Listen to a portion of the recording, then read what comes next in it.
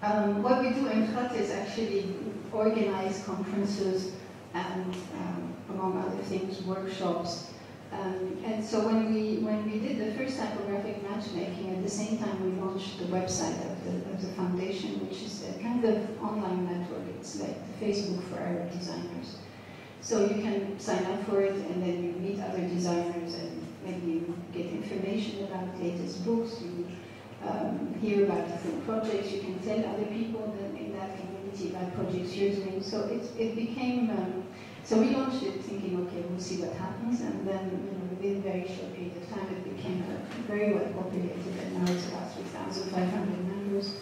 And the members are, of course, what is good about it is that the members will never probably meet in reality, because there's a lot of people from Iran that never travel to the Arab world, and people from Morocco that will never go to Iran. And so this is a very nice meeting place without really, it's more professional meeting, it's not really like a dating site, but it could be, maybe more in a professional way dating. So this is some of the people on the side. Okay, and then I had a spelling mistake, I'm sorry, I apologize, please get that off your camera. I'm just going to show you the first typographic matchmaking, which is a pre-sequel to the project that I will discuss more extensively. The first typographic matchmaking came from this idea that we don't have enough Arabic fonts that actually are well designed. That was the premise of it. And the second thing was to create typefaces specifically made for contemporary book design and contemporary reading, which means that they have to break a little bit away from the traditional, very classical NASC, which is what is often used in, it's a style that is often used in books and in newspapers. So how can we play with that? And so the idea was I invited 5 Dutch designers, non-Dutch designers, and I asked them to pick a typeface from their collection that they think is really good as a starting point. And then what we did is then invite 5 other Arab designers and make them into teams of 1 Arab, 1 Dutch.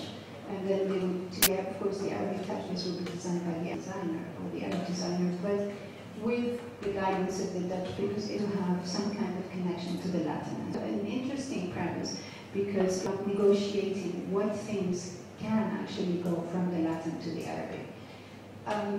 The experience was good, because at the end, the first thing we discovered, which was really what I say about Arabic again as a very flexible writing system, is that typefaces were different, but not dramatically different. You know, they were different in detail, but they had more or less the same proportions, more or less the same shaped letters. So what was different is the minor details. When it came to the Arabic, this is the list of variation. It was really incredible that you put the Latin, and then you can say, okay, some of the Latin typefaces were serif and some were sans serif. That was a major difference. But the Arabic were completely different.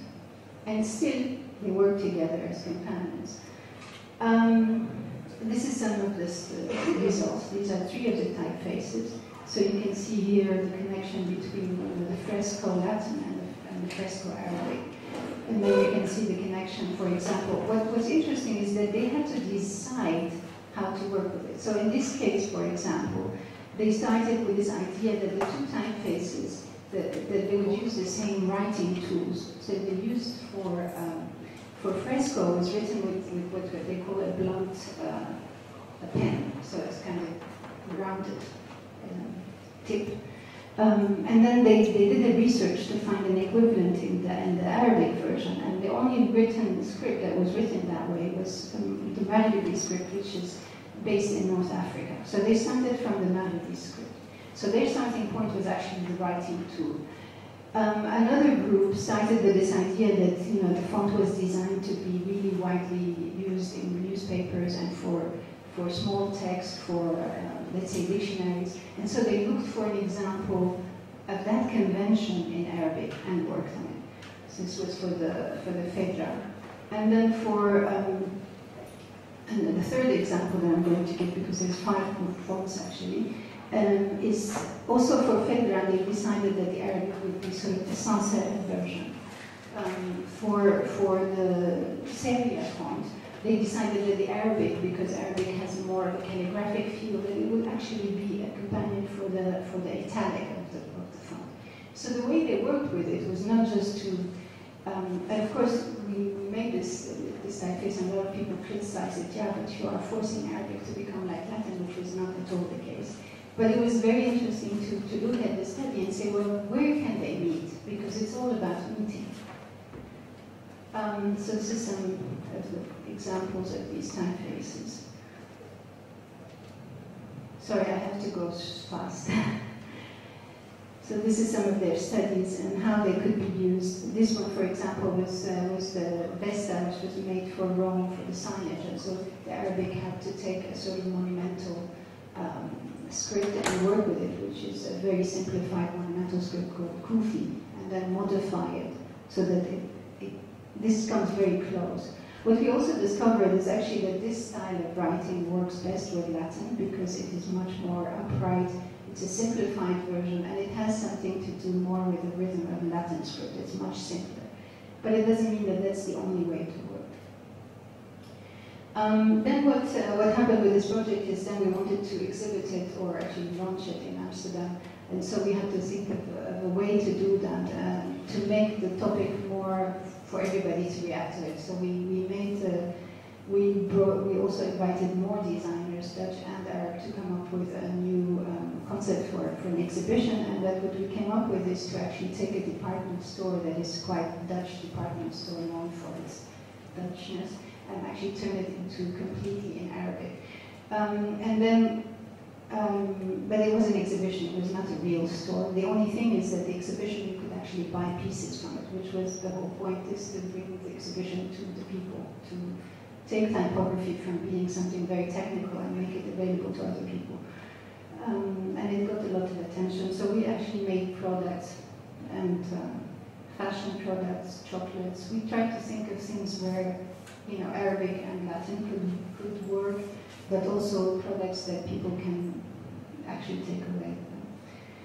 Anyway, then at the end of that project, after the exhibition, we also had a book, and the book had a CD with it, and people could buy it and have a sort of the beta version of the fonts. And what happened with that was that the book sold out very quickly, and people actually used these typefaces very widely. So I'm just going to show you examples. I found some on the internet. Sometimes people send me stuff like a protest using one of our typeface, a graffiti in Beirut using one of our typeface, an exhibition in a cultural, in an art fair in Dubai using the typeface for the library, somebody making stamps. I've used it for books that we like design. Somebody used it, for example, this Fedra was used as an art piece in New York on walls, which was kind of putting Arabic text on walls was the project of this artist, and then he put some nonsense story or a joke. It was just a kind of public art. Some things, you know, and it's very interesting to see how these typefaces are often used, how people select to say, well, we want to use this typeface when it's about text and when it's literary, or when it has to give this calligraphic feeling, or we use this typeface, which is more Roman, more Latin-like, if you want, more simplified, Kufi. Then we use it for headlines, we use it for things that have to look contemporary. I've myself designed the whole book with it because I thought it was really interesting to break from the traditional way of making text for reading. Of course, this is not a literary book, this is a catalog for art, which means it gives you a lot of freedom to do what you like. And so I played with that idea of how do you use this text, how do you create, you know, bilingual things, so you have two texts and they have to look good on the page together. And we're talking about very small text, so why not? I think you can set a whole book with it, but it's more like you have to get people used to reading differently. And that's reading culture is very conservative in general. So it's very interesting to, you know, you can do this on the website, you can do that for branding, but if you start to make a book, then you get a lot of resistance, but you still have to do it. I think it's good.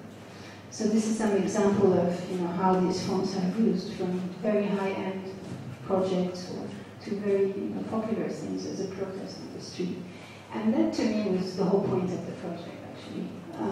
you make something because you want to, you think it's important, and it's very gratifying to see that other people also think it's useful. And then it changes the way that people think.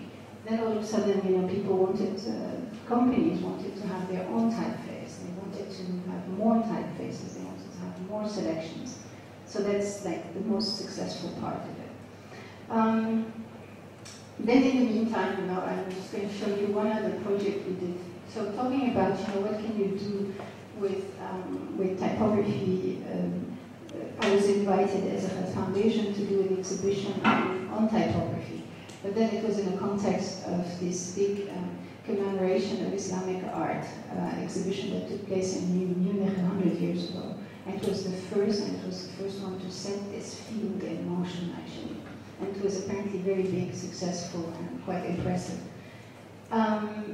And what they did is to commemorate that, the House of Kunst in Munich decided to do a second, a commemoration exhibition where they used some pieces from that old exhibition. They wanted to show the work of contemporary artists or modernist artists from the Arab world, and then they wanted to do something with the contemporary art that is happening, which has nothing to do with Islamic art. It's just artists from the Middle East doing art. So we were invited to be part of that, which was kind of a very strange context because you're in a fine art context, so how do you work with typography?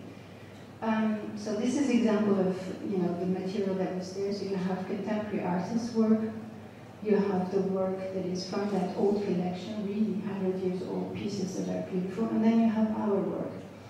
And so, so the decision was to actually make typography that is not about printing again, but it is about using this space for letters. So some of the projects, so what we did is commission a few designers, we were about 5 designers, a fashion designer, a graphic designer, a product designer, actually 2 product designers and 3 graphic designers that worked on it. And each one had to interpret this idea of letters in their work. So there was a mural with all the fonts that we have developed as a sort of introduction to this. The fashion, one of the product designers decided to make a concrete poetry on concrete floor, but the floor was to make a carpet actually.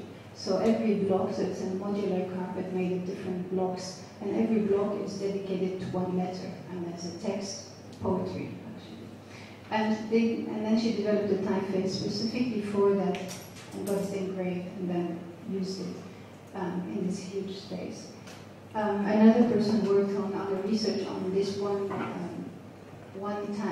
ligature, the lam alif, and she made a research and collected all the existing lam alifs as varied as possible, and then reworked them into plexiglass and made a curtain that is about 14 meters high by 3 meters wide, with 1,000 letters, 1,000 lam alifs, and the lam alif is pronounced la, and la means no in Arabic, so it's 1,000 times no, so it was kind of a, again, a sort of political protest before the revolution, so it's nice that it happened afterwards. And then she documented that into a 1,000-something page book. So it's like a dictionary. This is an example of how one letter form. In this case, it's a ligature, but it's an actual glyph. So it's an obligatory ligature. It's not optional. So you have so many variations of that, from very ornamental to completely simplified to completely modern.